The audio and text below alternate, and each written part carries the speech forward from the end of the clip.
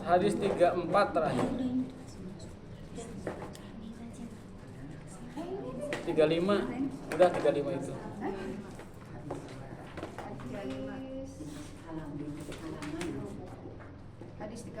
Hadis 35 yang apabila seseorang di antara kalian bangun dari tidur, maka janganlah memasukkan tangannya ke dalam air langsung sampai dia mencucinya 3 kali. Karena dia tidak tahu di mana tangannya tadi malam menginap. Udah itu ya? Udah dibaca atau udah dijelaskan? Sudah ya. Berarti sekarang 36. Hadis 36. Oh, terus sawios benten cetakan begitu. An Lakid bin Sobirah, itu ya. An Lakid bin Sobirah. Nomor 30 genap. Pami didinya sabar Ibu? 39. 44. Mangga benten ya. Benten. Berarti pangaos lagi benten atau kitabnya? Benten halaman. Bismillahirrahmanirrahim. Assalamualaikum warahmatullahi wabarakatuh. Alhamdulillahirabbil alamin wa bihi nasta'inu ala umuri dunya waddin. Asyhadu an la ilaha illallah wahdahu la syarikalah wa asyhadu anna Muhammadan abduhu wa rasuluhu wa la nabiyya ba'dah. Allahumma shalli wa sallim ala hadzal nabiyil karim wa ala alihi wa ashabihi ajmain. Amma ba'du. Allahumma subhanaka la ilma lana illa ma 'allamtana wa 'allimna ma yanfa'una wa zidna ilman. Rabbana atina fid dunya hasanah wa fil akhirati hasanah wa qina adzabannar. Amin ya rabbal alamin. An Lakid bin Sobirah. 44 ya. Radhiyallahu anhu qala Rasulullah sallallahu alaihi wasallam asbigil wudu'a wa khallil bainal asabi'i wa baligh fil istinsyaki illa an takuna sha'iman. Akhrajahul arba'ah wa sahahahu Ibnu Khuzaimah wa li Abi Dawud fi riwayatin idza tawadda'ta famadmid. Dari Lakid bin Sobirah radhiyallahu anhu berkata, Rasulullah SAW bersabda, asbigil wudu, sempurnakan wudu Anda. Kenapa Anda? Karena fi'il amrnya domir anta. Jadi kita artikan sempurnakan wudu Anda. Wa khallil bainal asabi, dan ruruklah. Khalil, ruruk, terang bu ruruk. Tah kita ruruk naon Islam teh. Gosok-gosok di sela-sela jari-jari Anda. Khalil bainal asabi. Wa baligh fil istinsyak, dan seriuslah dalam istinsyak, yaitu memasukkan air ke dalam hidung. Kalau kemarin kita bercerita yang dimaksud dengan istinsyak itu memasukkan air ke dalam hidung, mengeluarkannya namanya istinsar. Istinsak, istinsar, istinsak, istinsar 3 kali. Wa baligh, dan seriuslah di situ. Artinya apa? Sampai terasa istinsak itu. Betul-betul air masuk ke dalam hidung. Setelah terasa air benar-benar masuk ke dalam hidung, summal stansir, keluarkanlah lewat istinsar, lewat hidung tersebut.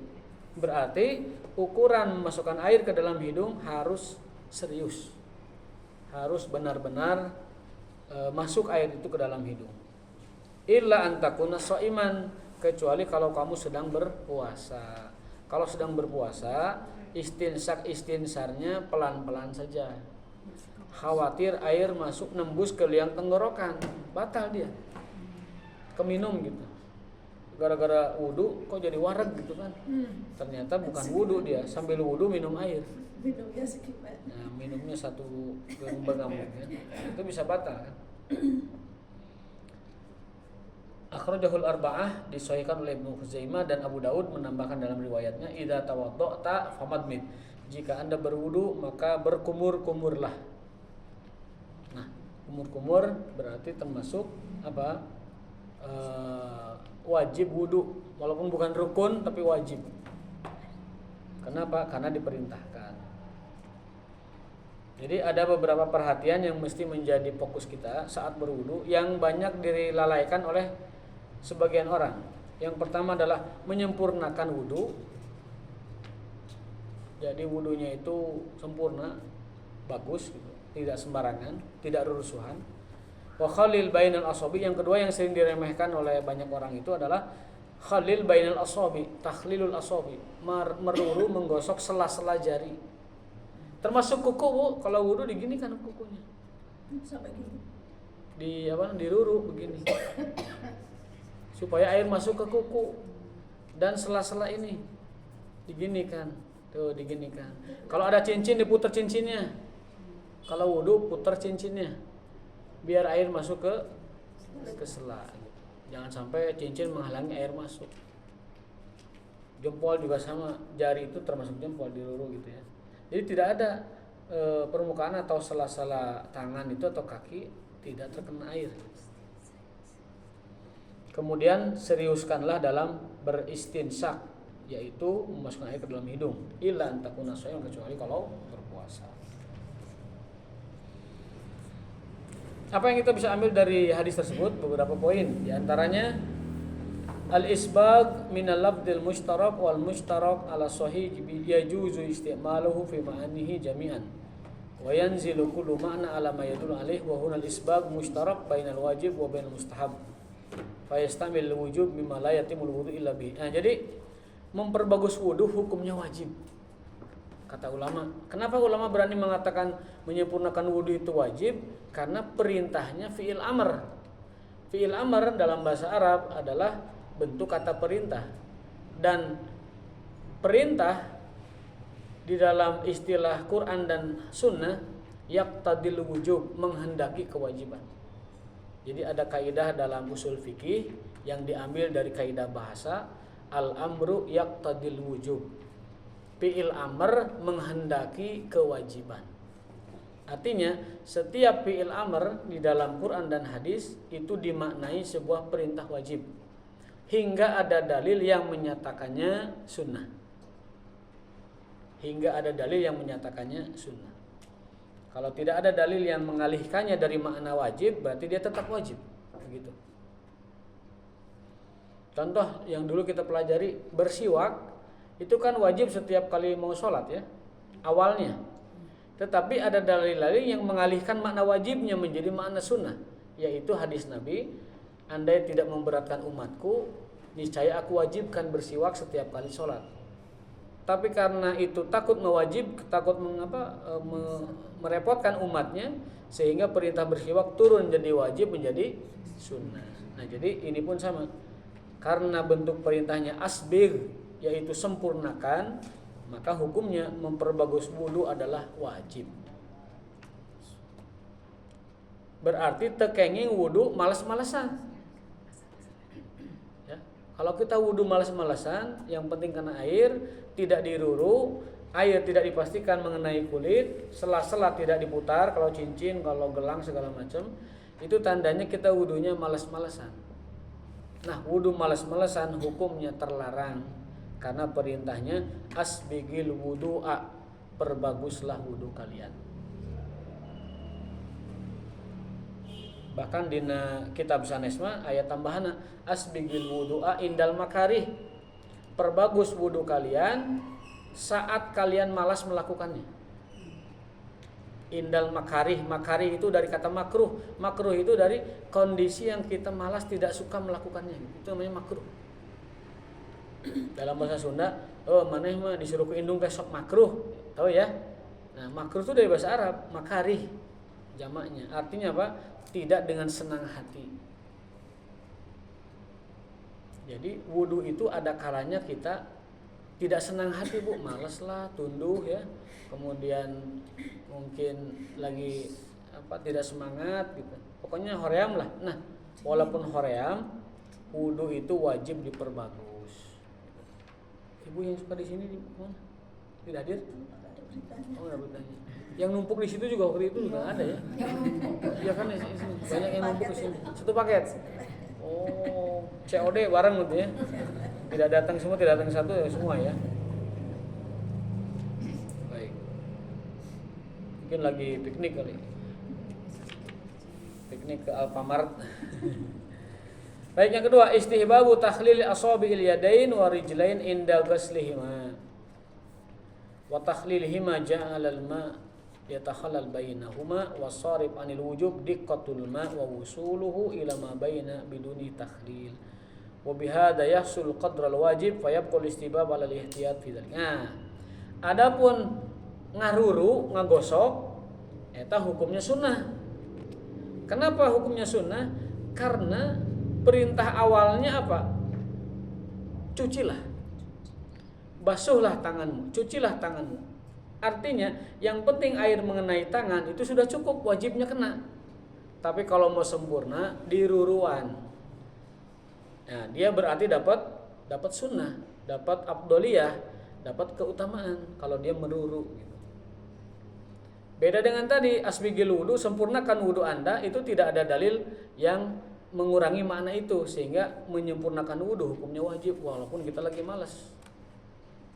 Namun ngaruru ngagosokkan anggota tubuh hukumnya sunnah. Kenapa? Karena dalil umumnya adalah cucilah tanganmu. Lalu ada perintah gosoklah jemarimu, berarti gosok jemari ada di bawah perintah wajibnya mencuci tangan, berarti jatuhnya sunnah yang namanya ngagosok teh. Gitu Bu, fikih mah ngejelaskan nanti. Jadi diambil dari kaidah umumnya dari hadis lalu diterapkan kepada hukum.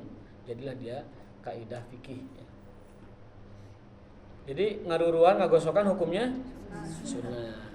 Kalau menyempurnakan wudu wajib.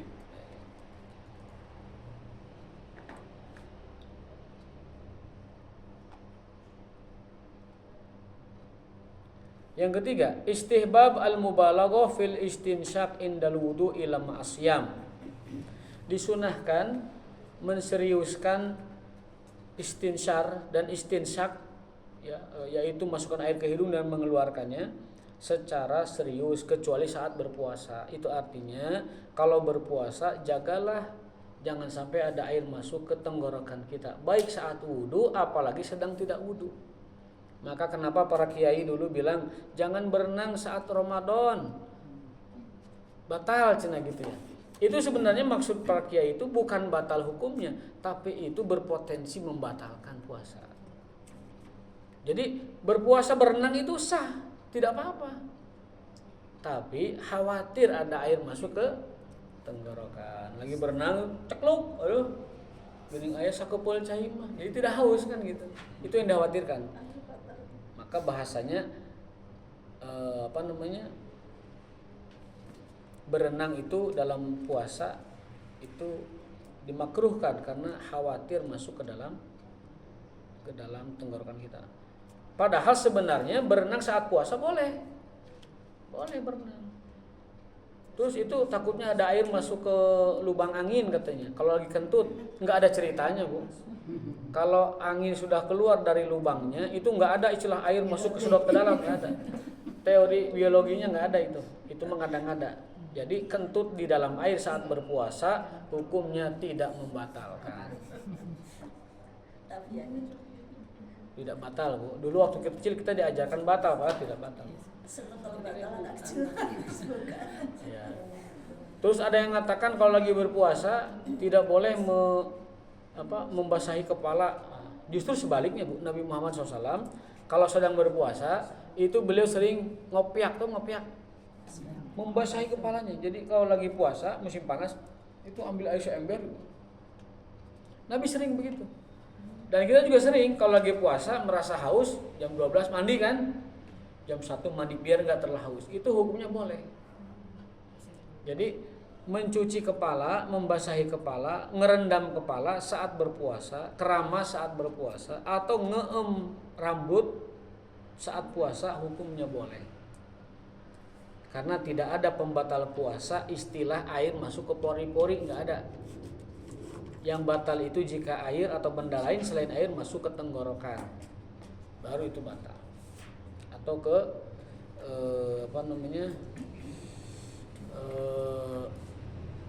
ke dubur kita ada yang masuk itu batal. Tapi kan itu mustahil. Contohnya apa? Misalkan ada alat medis tertentu tapi dia harus masuk, nah itu batal.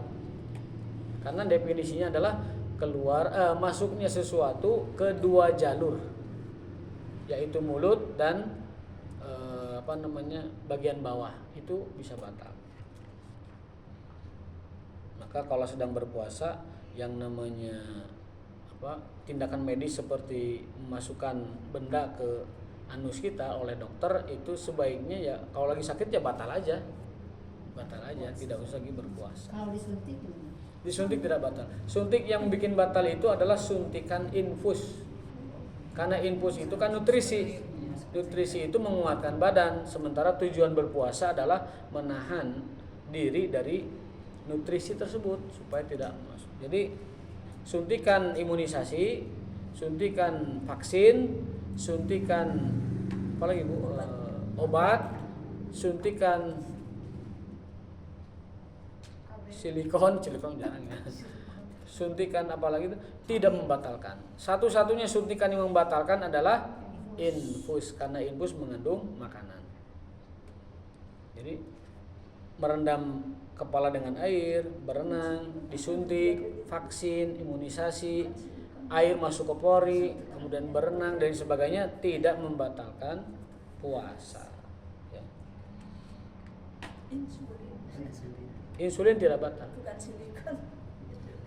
Ada silikon Bu buat ibu-ibu yang suka merubah ciptaan Allah gitu ya. Biar glowing. Suka ada yang insulin di wajahnya, ada yang insulin di bagian tertentu supaya terlihat menarik kata dia gitu ya. Itu diinsulin. Dan itu hukumnya haram Bu. Iya. Ya. Operasi plastik atau operasi apapun merubah ciptaan Allah hukumnya haram. Ada dalilnya, fala yughayyiruna khalqallah. Di antara perbuatan setan dan godaan setan pada manusia adalah keinginan untuk merubah ciptaan Allah. Alis udah bagus begini, malah direvisi, diganti sama alis lain gitu. Allah sudah nyiptakan alis begini nih, tapi direvisi, diganti sini. Ada yang ditato. Bulu mata udah bagus begini, ditambahin. Rambut sudah bagus begini, disambung. Kata Rasulullah, Allah melaknat para penyambung rambut dan yang menyambungkannya. Catok ya? Catok.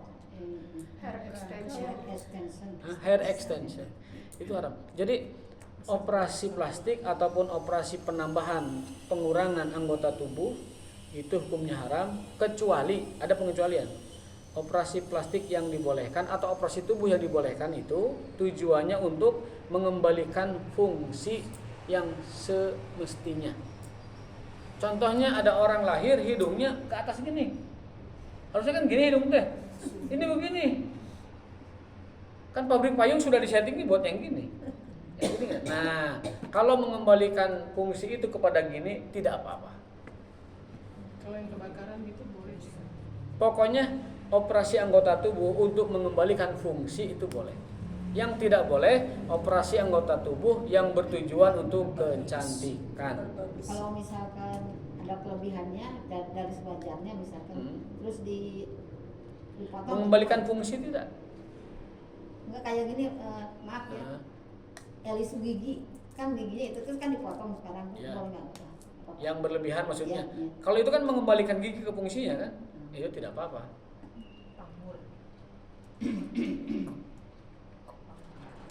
Misalkan ada, mohon maaf, yang tonggos gitu ya, dipakai behel apa? Hebel mah kenteng. Pakai hebel apa? Behel. Tidak apa-apa karena dia mengembalikan fungsi. Enggak, itu kan elis gigi mah emang panjangan terus dipotong gitu. Iya, niatnya kan mengembalikan fungsi kan, bukan untuk apa? Kecantikan apa estetika, bukan. Memang kembalikan fungsi. Gigi itu fungsinya ya normalnya untuk mengunyah makanan dan normalnya gigi ya rata begini kan. Yang sewajarnya gitu ya. Yang sewajarnya. Tiba-tiba ada yang begini misalkan terlalu offset, ditarik ya tidak apa-apa karena itu mengembalikan fungsi. Begitu. Atau ada orang lahir misalkan telinga harusnya ke sini, dia ke sini telinganya.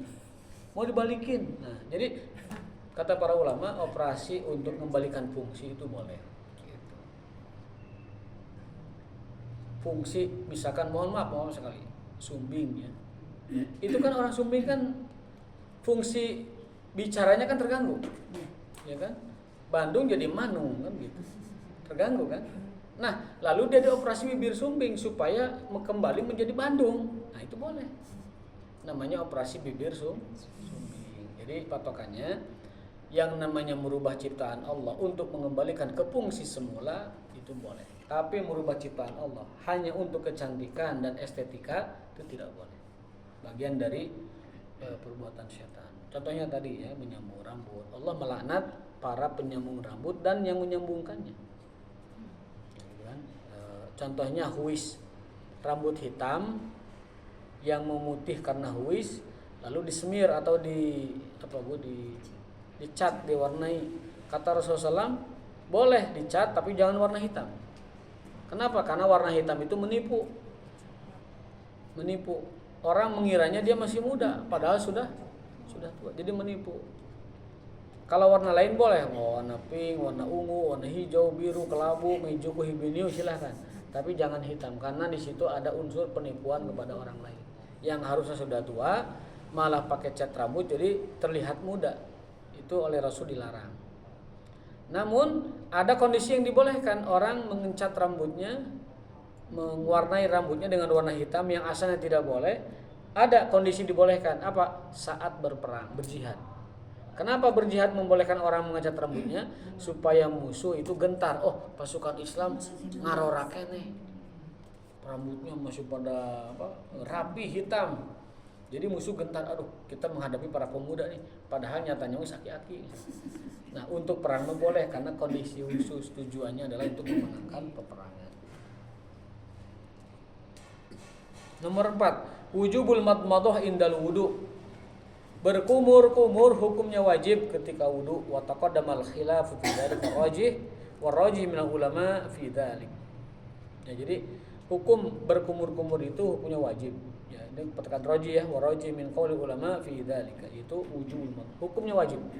Berkumur-kumur hukumnya wajib. Jadi kalau ibu wudu jangan tinggalkan berkumur-kumur karena itu adalah wajib. Dan berkumurnya serius, Bu, bukan cuman masukin air ke mulut lalu weh gitu, jadi kumur-kumur serius. Kalau berkumur-kumur itu udah termasuk gosok gigi, Ustaz? Berkumur-kumur enggak, gosok gigi bisa pakai tangan gini. Bisa juga pakai siwak. Beda lagi. Jadi berkumur-kumur itu adalah satu gerakan wudu, dan bersiwak juga gerakan wudu yang lain. Jadi berbeda. Nah, itu cukup ya, 4 poin saja. Yang lainnya mah pelengkap. Jadi lebih utama mana, Ustaz? Berkumur-kumur atau gosok gigi? Gosok gigi. Tapi kumur-kumur juga wajib. Kumur-kumur wajib, gosok gigi muakkad, berarti kan dua-duanya. Ya. Ketika kita masukkan air ke dalam mulut, kita kumur-kumurkan, keluarkan. Nah, gerakan lainnya adalah gosok gigi, bisa dengan tangan, bisa dengan siwak. Sambil kumur-kumur itu gosok gigi kan, berbarengan dengan itu. Jadi kumur-kumur dilaksanakan, gosok gigi dilaksanakan.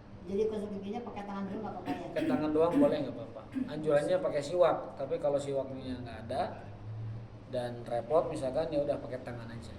Namun definisi gosok gigi kan pakai siwak. Ketika tidak ada sama sekali ya pakai tangan kan. Mudah-mudah saja, kalau ada laksanakan, kalau tidak ada ya pakai tangan. Jadi Ustaz sekedar ya, seperti abdi minggu budak gitu nya, jadi ka anjeunna we lah anu tenang teh kieu padu wudu aya genep sadayana dan teh hiji niat kadua ngumbah beungeut. Nah kan kadua beungeut aya di urang teh sabaraha nya kumur-kumur aya isrok gitu nya. Eta mun duka tilu umah beungeut. Padu wudu aya genep sadayana, hiji niat, kadua ngumbah beungeutna, tilu ngumbah leungeun, dua nepi kana sengsikuna gitu nya. Opat misal saleutik tina rambut sirahna, tah eta jadi henteu sadayana disebatna di kitu kan asal baseuh begitu tah. 5 ngumbah suku, 2 tepi kana mumuncangan tati berukun ka genepna. Tah eta kan kumaha kitu Ustaz? Abi selama ieu teh nu eta we di lakukeun teh kitu. Oh, janten namina gerakan wudu seperti gerakan sholat. Aya nu rukun fardu, aya nu wajib, aya nu sunnah. Gitu. Dan tadi dia mah sebagai sunnah wajib rukun tersebut gitunya dia mah sebaliknya. Jadi apa-apa yang Rasul contohkan tuh di sini mah dimuat semua gitu. Jadi hadis mah gitu metodenya. Kalau fikih baru metodenya tuh fardu, wajib, sunnah. Anu saklek anu wajib gitunya. Ari dina hadis mah metodologina tuh hadis mah apa yang Rasul perintahkan lakukan. Apa yang Rasul tidak perintahkan jangan lakukan. Nanti ulama membagi-bagi klasifikasinya, ieu rukun, ieu wajib, ieu sunnah gitu. Contoh dina salat. Anu rukun aya sabaraha dina salat? Aya 13 rukun. Anu wajib aya sekitar genep atau 7. Contohnya anu wajib teh baca surat takbir gerakan ya, takbir pindah itu. Kemudian di sebagian mazhab ada yang menyatakan baca Quran, baca surat itu wajib. Kemudian tahiyat awal itu wajib. Wajib kalau tidak dilakukan, wajib tidak kalau kelewat itu apa? Sujud sahwi. Kalau wajib. Kalau rukun ketinggalan ngulang sholat, batal sholatnya. Tidak sah sholatnya.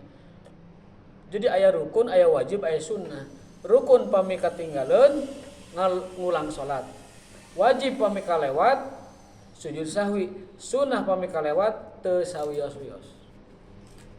Gitu. Nah, ieu bisa diambil. Ari sujud sahwi teh kada sekali atau cakap sekali atau 2 kali? Sujud sahwi itu 2 kali. 2 kali. Bisa sebelum salam, salam, bisa 2 setelah salam. Bisa sebelum salam, bisa setelah salam. Jadi itu yang perlu kita dalami itu bahwa yang namanya gerakan wudu, gerakan sholat, bahkan haji sekalipun aya nu rukun, aya nu wajib, aya nu sunnah. Contoh dina wajib Bu, supaya gampilnya dina haji. Rukun haji mah mung 4. Rukun haji mung 4. Ihram itu termasuk niat di situ. Tawaf, sa'i, wukuf. Itu rukun haji. Pami kakantun hajina batal uih deui taun payun. Nu 4 eta mah teh uih deui taun payun. Rukun eta. Nu kadua aya nu wajib. Contoh nu wajib naon? Ngalontar jumroh. Eta wajib. Pami kakantun hajinya tetap sah tapi bayar denda.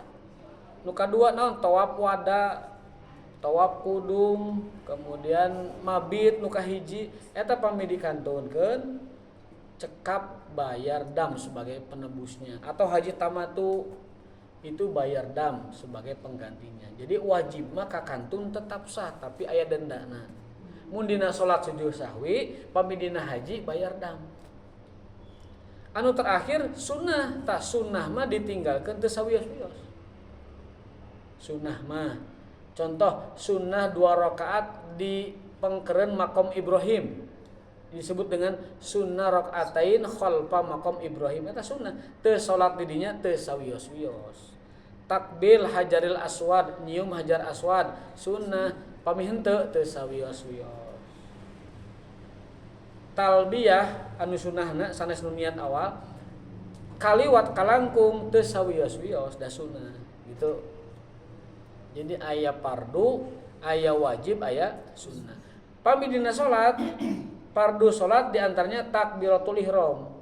Baca Fatihah, ruku, sujud eta rukun. Pami kakantun takbiratul ihram, baca Fatihah, ruku, sujud, ngulang salatna. Tahiyat akhir ngurang salatnya pami kakantun. Rukun soalnya eta mah ayat 13 termasuk muwalat, tertib, kemudian tumaninah dan seterusnya. Itu ngulang kalau tidak tercapai. Nu kadua aya nu wajib, dan nu wajib mah teu sawios.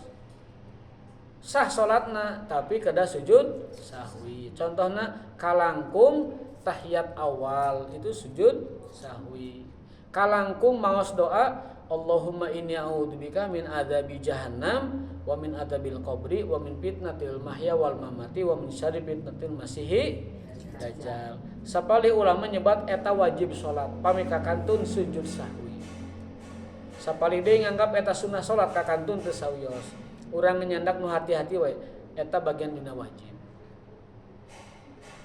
Dina fikih ya, anu rukun mah batal salatna. Saat anu rukun mah mung ditekan kana sahadat sareng sholawat gitu. Ayat 13 nu rukun teh. Mun maca tahiyat teh anu rukun mah mung di kadinya gitu. Mohon. Kan Duduk tahiyat akhir itu rukun. Baca syahadat dan sholawat dina salat, dina tahiyat itu rukun. Mun kakantun salatna batal. Gitu. Fatihah kalangkung batal salatna. Mengulang lagi gitu. Batal. Tapi kalau cuman kelewat tahiyat, misalkan langsung dari tahiyat awal teh langsung berdiri gitu. Tidak tahiyat awal. Tahiyat awal itu hukumnya wajib. Nanti setelah sholat dibayar sujud sahwi. Gitu. Bedanya itu wajib dengan rukun. Kalau sunnah kelewat itu tidak apa-apa. Contohnya iftitah, itu kan sunnah. Kalau kelewat tidak usah dipikirkan, tidak usah diulang, dah sah aja gitu. Kalau duduk di antara dua sujud, Duduk di antara dua sujud rukun. Rukun pamit dilakukan tidak sah salatna, nguih deui. Fatihah nguih deui. Naon deui bu nu rukun? Ayat 12 eta.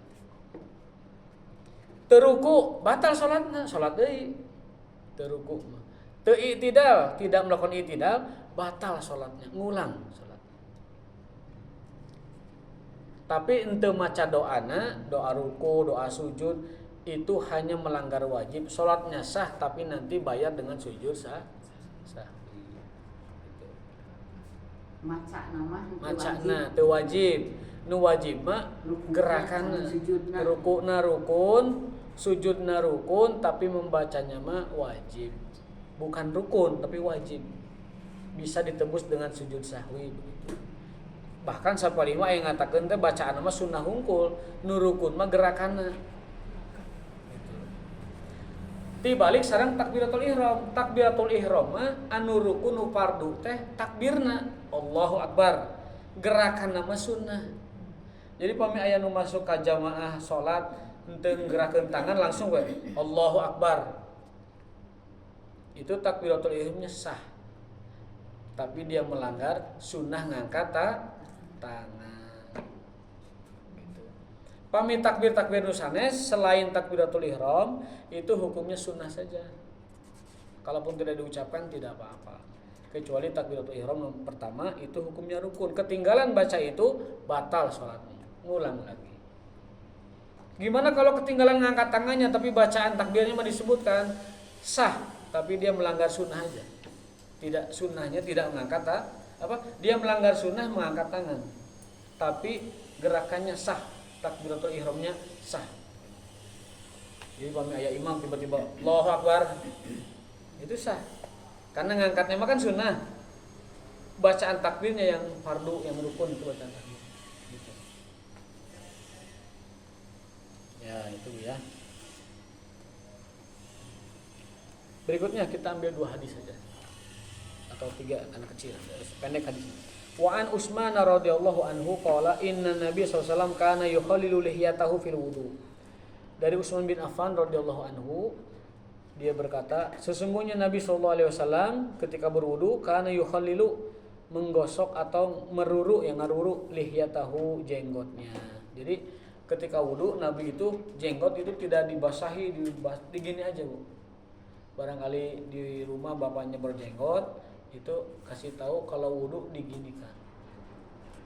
Ketika mengusap muka tuh, membasuh muka ya, mencuci muka, pas bagian jenggotnya ngambil air digini aja. Berapa? 3 kali. Itu sah walaupun jenggotnya tidak kena basahan air semuanya, cukup 3 kali begitu. Jadi sanes tina air anu diamong urang umpah beungeut sanes eta. Ya. Terus dikanyakeun tapi khusus ngambil deui. Di sini memang tidak dijelaskan rinciannya. Ya, jadi bisa dengan air wudu yang bekas muka karena jenggot termasuk muka, bisa juga ngambil air baru untuk meruru atau menyela jenggotnya tersebut. Gitu. Nanti rinciannya di penjelasan ulama biasanya suka ada. Akhrajahu Tirmidzi, ini hadis dari Tirmidzi disahihkan oleh Ibnu Huzaimah. Apa yang kita bisa ambil dari hadis ini? Pertama, masyru'iyatu takhlilil lihya fil wudu. Disunahkan hukumnya mentakhlil atau ngaruru, ya, nyela-nyela jenggot ketika berwudu, supaya air itu masuk ke sela-sela rambut di janggut tersebut. Wayasil bisyarah, dan sampai ke kulitnya. Jadi menyampaikan begini. Mengarurunya itu dari ujung ke tengah gitu.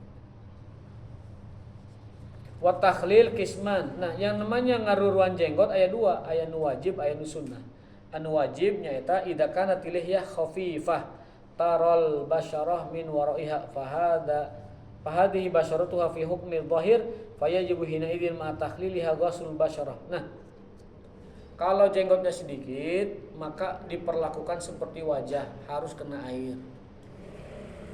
Jenggotnya sedikit. Kalau jenggotnya banyak karena susah dikenai air, cukup ditahlil saja di sela ya. Jenggot saya ini disebut pendek tidak, disebut panjang tidak, maka boleh dibasahi pakai air wudu, boleh juga diginikan. Sengaja. Jadi ketika basahin muka itu gini gitu. Kalau jenggotnya panjang kan nggak bisa tuh dibarengin dengan muka, maka begini. Tapi kalau Oleh di sini banyak. mah Ustaz, Ya, hadis Utsman itu dilemahkan oleh Ibnu Ma'in berkata, Ahmad, tidak ada satupun hadis Ya. yang sah tentang menyelat-nyelat janggut. Itu pendapat penulis buku itu. Di buku ini pendapatnya bisa jadi berbeda gitu. Jadi penjelasan ulama tentang hadis itu bisa jadi berbeda. Yang menjelaskan kitab ini dia lebih cenderung menguatkan hadis yang A misalkan. Tapi bisa jadi ada penulis buku lain menilai bahwa hadis ini lemah karena dia punya rujukan kata ulama hadis lain ini lemah. Bisa jadi terjadi. Terus yang keduanya ini perintah di dalam hadis lagi itu bukan perintah wajib, hanya sunnah. Ya, tadi kan ada wajib dan sunnah. Apa-apa yang tersebut di dalam Quran. Jadi menyela janggut itu wajibun wa mustahab. Ada yang wajib, ada yang sunnah. Kalau rambutnya pondok, jenggotnya pondok, itu bisa dengan ngikutkan ke muka. Jadi hukumnya jadi ke wajib muka. Tapi kalau jenggotnya panjang kan repot. Jenggot panjang bagaimana menyamakannya dengan muka? Ngabasehan lagi bisa-bisa sebelum sholat harus pakai handuk dibersihkannya di gini. Merepotkan. Maka cukup digini saja. Nah, menurut saya pendapat buku itu kurang kuat. Kenapa? Karena ada perintah basuhlah wajah kalian, cucilah wajah kalian. Pertanyaannya, ari janggut bagian wajah, bagian kepala? Bagian wajah. Atau janggut mah di luar konteks kepala dan wajah? Nggak bisa. Janggut kan bagian dari muka kita. Maka karena janggut bagian dari muka kita, hukum asalnya janggut itu dibasuh, dibanjur. Tetapi karena sulit, maka boleh diruru saja begini sebagai keringanan.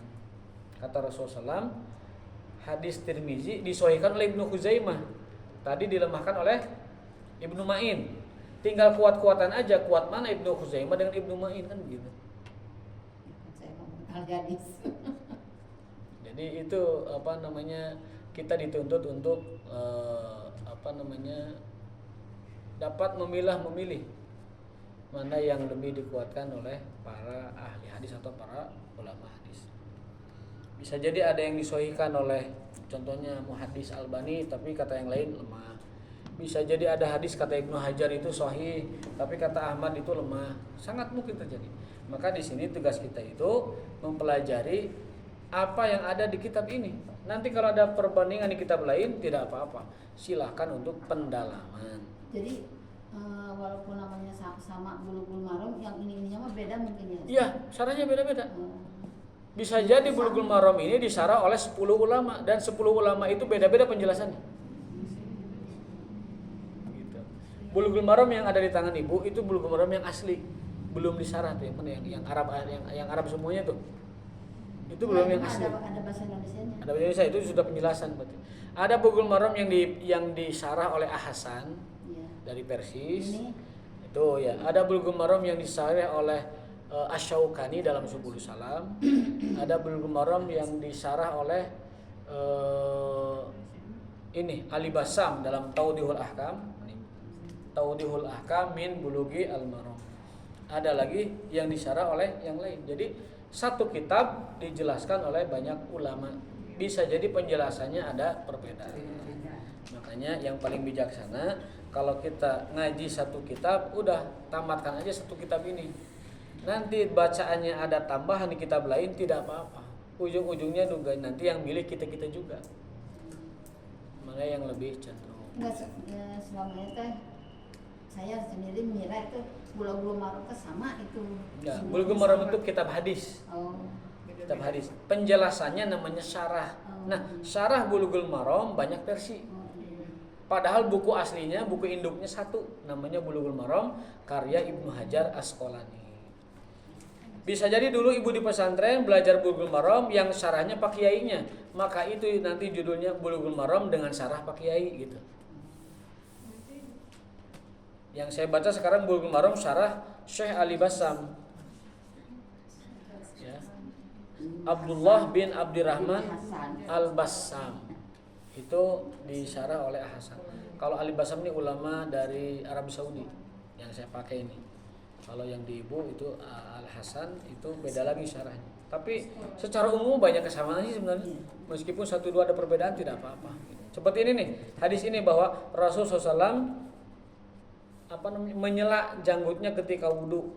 Kata Imam Tirmizi ini juga disahihkan oleh Ibnu Hibban. Al hadis sahihun Sahih Ibnu Khuzaimah. Qala al-Hafidz Imam Ibnu Hajar mengatakan rawahu Tirmidzi wa Ibnu Majah wa Ibnu Khuzaimah wal Hakim wa Daruqutni wa Ibnu Hibban an Utsman wa Uradahul Hakim syawahid an Anas wa Aisyah dan seterusnya, semuanya meyakini bahwa riwayat hadis ini adalah sahih dan sanadnya dapat dipercaya.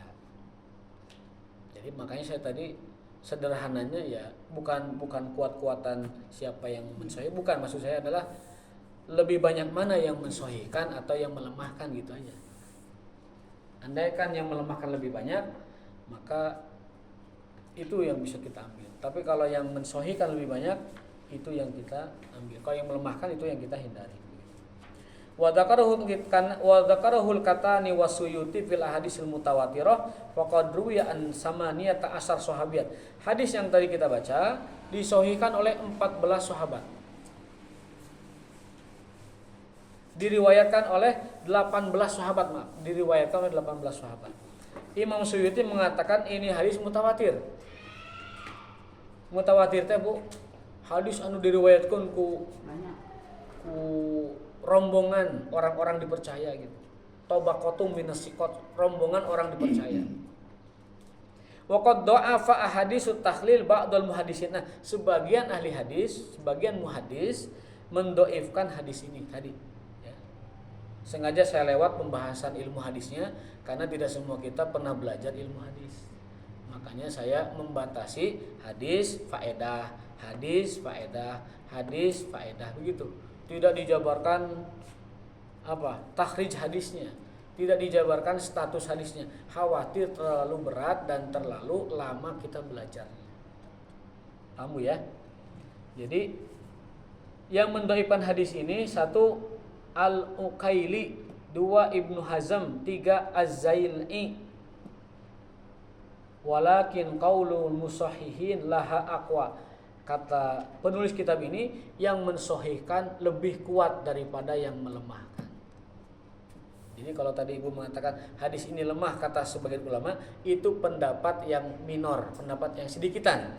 Pendapat yang paling banyak aksarul musahihin, yang mensahihkan jauh lebih banyak daripada yang mendhaifkan. Nah, berarti pertanyaannya, mending milih hadis yang banyak disahihkan oleh ulama atau hadis yang sebagian ulama mendhaifkannya? Mendingan ngambil yang sebagian besar ulama mensahihkannya gitu. Ya saya jadi baru tahu sekarang gitu. Oh, ada penjelasan berbeda gitu. Iya betul. Sekali lagi sama gitu semuanya. Oh enggak.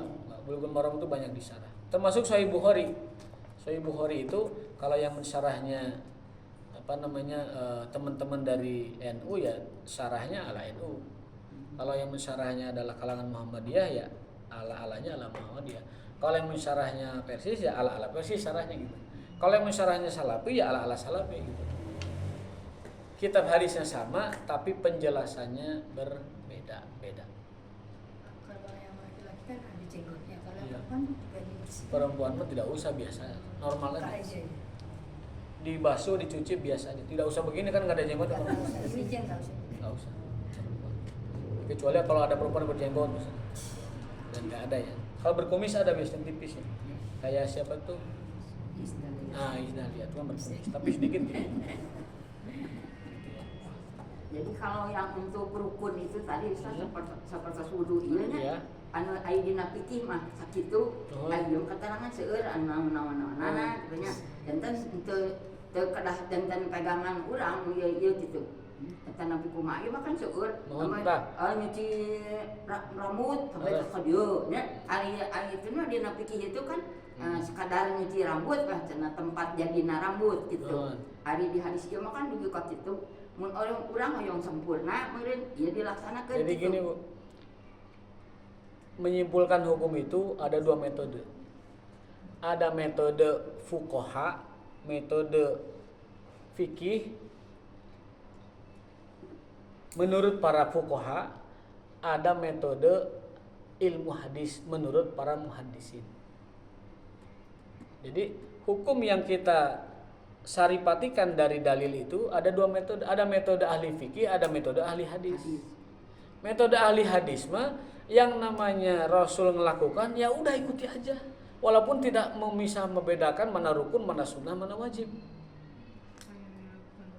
Dan zaman dulu naga tidak ada sahabat ini sunnah, ini wajib, ini makruh, nggak ada. Baru ada di era mazhab. Abad keberapa? Abad ke-3, abad kedua era mazhab. Hadis itu menceritakan apa yang dikerjakan Hadis mah Rasul. menceritakan apa yang diperbuat oleh Rasul, gitu. Fikih jauh abadnya itu dari abad kenabian, mungkin 500 tahun fikih itu baru muncul, gitu. Seperti yang tadi Ibu jelaskan, fardu, rukun ya, wajib, sunnah dan konsekuensinya itu kan fikih itu. Tapi di hadis mah tidak dijelaskan begitu. Hadis mah apa yang Nabi lakukan, lakukan. Apa yang Nabi larang, cegah gitu. Jadi pendekatannya berbeda antara pendekatan fuqaha dengan pendekatan muhaddisin. Antara pendekatan ilmu hadis dengan pendekatan ilmu fikih. Di beberapa kesempatan kadang ahli fikih dengan ahli hadis kadang sok teu nyambung atau kadang suka berbeda pendapat yang sangat sengit. Sekedar tahu aja Bu. Tapi kalau kita dalami itu, kita nanti akan pusing sendiri. Karena kita bukan sedang kuliah ilmu hadis dan bukan sedang kuliah ilmu fikih. Kita mah hanya membaca hadis, mencari poin apa yang berfaedah buat ibadah kita sehari-hari. Sekedar tahu saja, tidak terlalu diperdalam. Karena kalau diperdalam kasihan ibu-ibu yang dulu tidak punya basic belajar fikih dan hadis. Jadi kita sederhanakan sajalah begitu ya. Itu mungkin Ustaz karena dari pertama kita belajar agama atau belajar cara ibadah itu kan anu tadina wudu cuman aya sabaraha rukuna, salat aya sabaraha rukuna gitu nya. Eta pun setelah ini kita juga jadi bertambah ilmu gitu mungkin betul, ya. Betul. Yang seperti harus itu, harus ini, yang bagus itu, yang bagus lebih diperpanjang ilmu kita gitu. Jadi kita meningkatkan kualitas pemahaman kita. Yang dulu menerima ilmu itu dari guru saja, dari fikih gitu, dari kitab fikih. Sekarang kita tahu hadisnya, oh ini dalilnya tuh gitu. Dan dari dalil itu kita tahu beberapa kesimpulan hukum yang bisa jadi ada bedanya sedikit dengan apa yang kita pahami. Nah, kembali lagi tadi yang namanya apa tadi? Janggut. Menyala janggut itu ada yang wajib, ada yang sunnah gitu. Kalau jenggotnya itu tipis ya, itu sunnahnya disertakan dengan muka, dibanjur. Kalau jenggotnya itu panjang karena susah kalau dibanjur, dicuci, itu cukup sunnahnya digini saja gitu.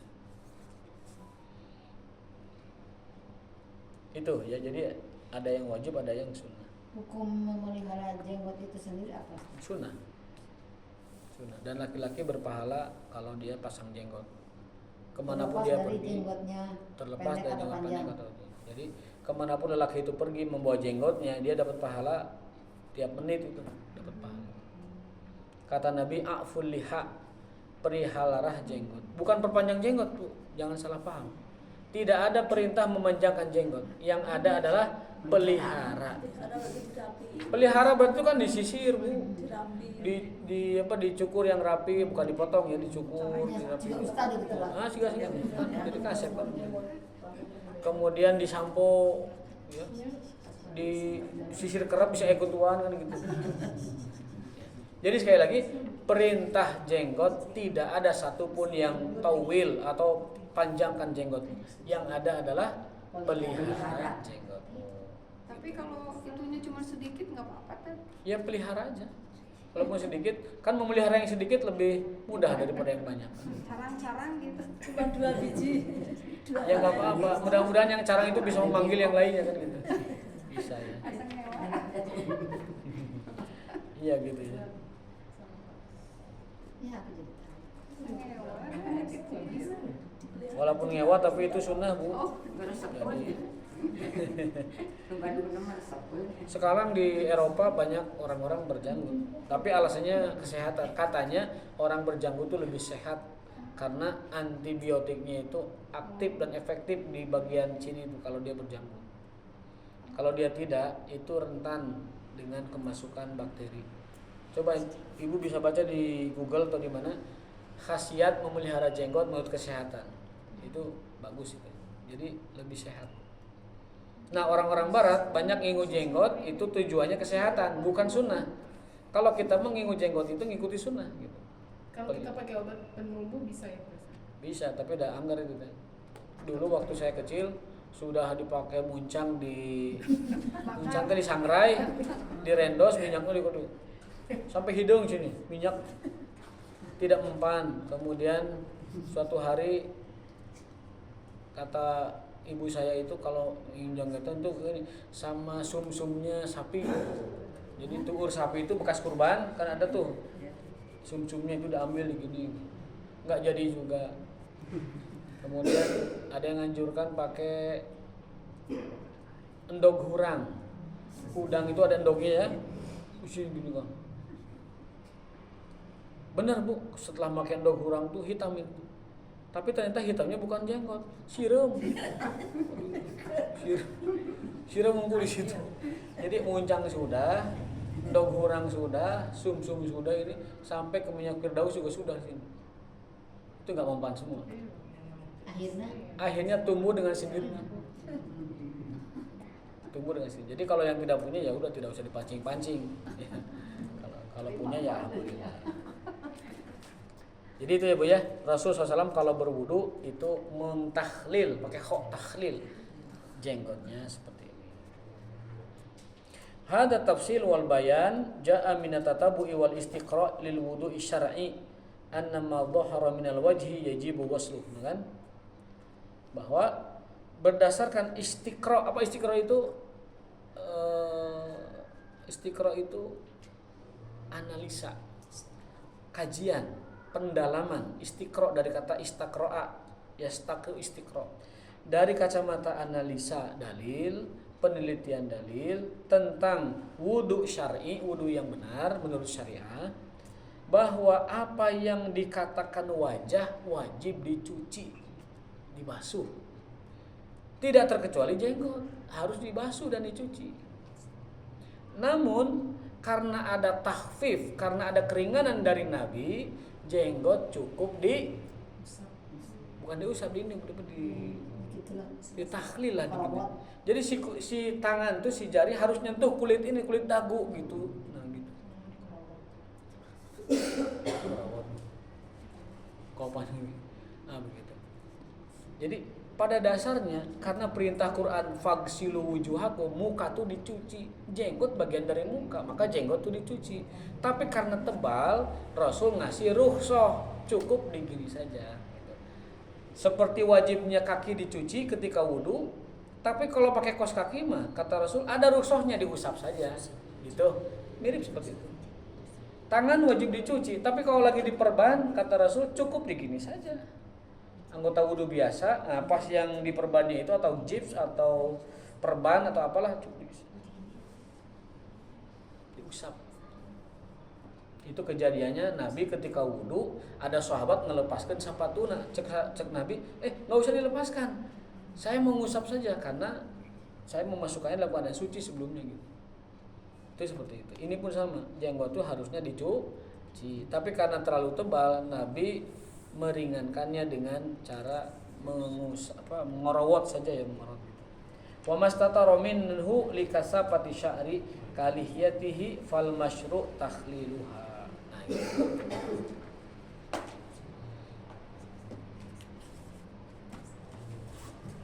Nah.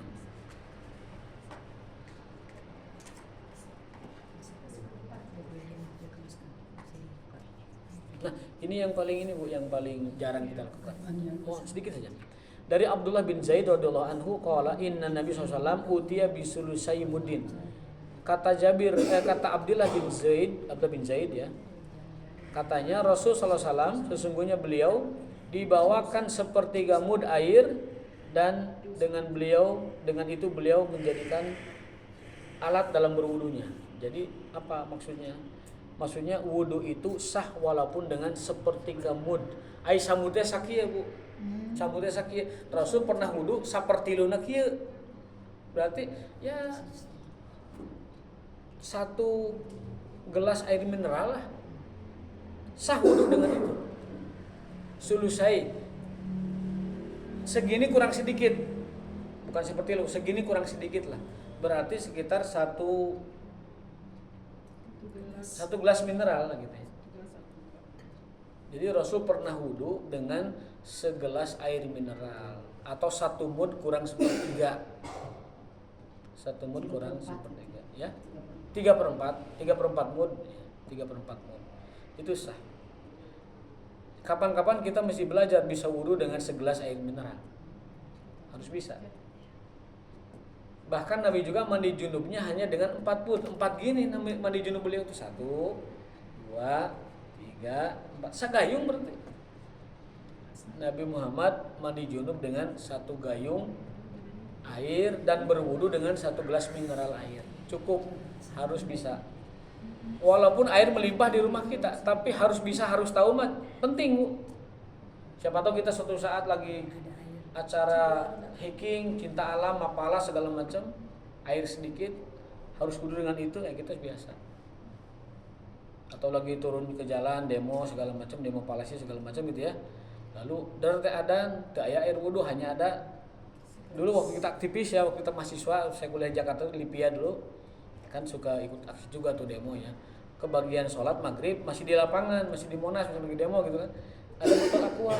Kita wudu biasa itu karena pernah dipelajari bahwa Rasul itu berwudu dengan segelas air mineral kurang lebih dan bermandi junub dengan 1 rantak, 1 gayung air. Itu sah. Itu sah, hukumnya adalah sah. Ustaz, Ya. misalnya kita kalau lagi bepergian ke mall, terus nggak ada tempat wudhu, cuma ada wastafel, kita kan bisa wudhu di situ pakai Ya. wastafel. Ya. Kalau kaki gimana Pak Ustaz? Kaki di masul khufi aja diusap. Pakai kaos kaki boleh? Pakai kaos kakinya diusap. Jangan dilepas kaos kakinya. Buat apa dilepas kaos kaki? Perempuan nggak boleh lepas kaos kaki. Diusap. Nadam Ya. kalau lagi di sana lagi nadam Ada apa?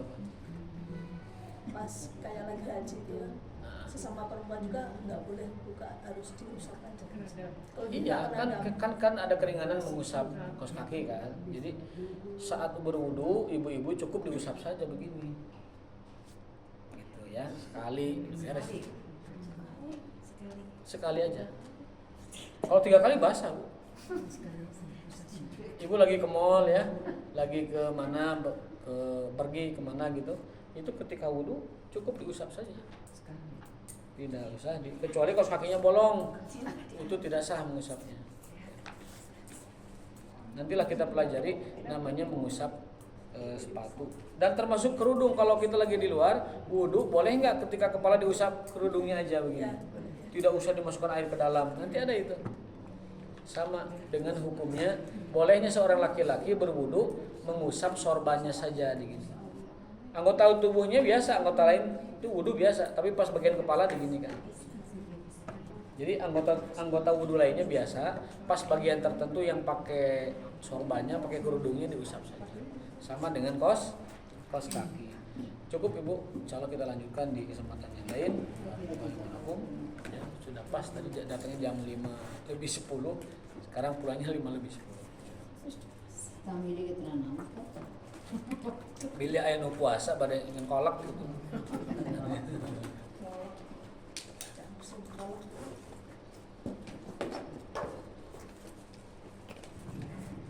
Kita tutup dengan kafaratul majlis. Subhanakallahumma bihamdika asyhadu an la ilaha illa anta astaghfiruka wa atubu ilaik. Assalamualaikum warahmatullahi wabarakatuh. Waalaikumsalam. Ibu ditutup Bu. Dengan hujan deui, terus ada cerah. Cerah kok. Cerah ya.